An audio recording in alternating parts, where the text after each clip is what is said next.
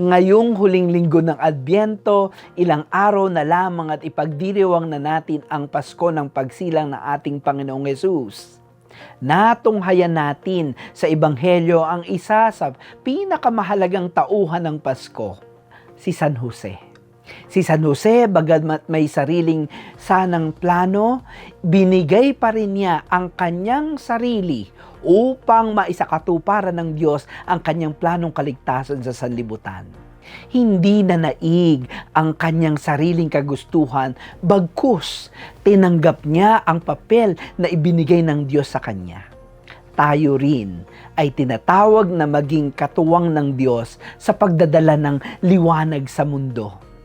Kapag ikaw ay nagsakripisyo para sa pamilya, tulad ka ni Jose. Kapag mas pinili mong magpatawad kaysa magtanim ng galit, tulad ka ni Jose.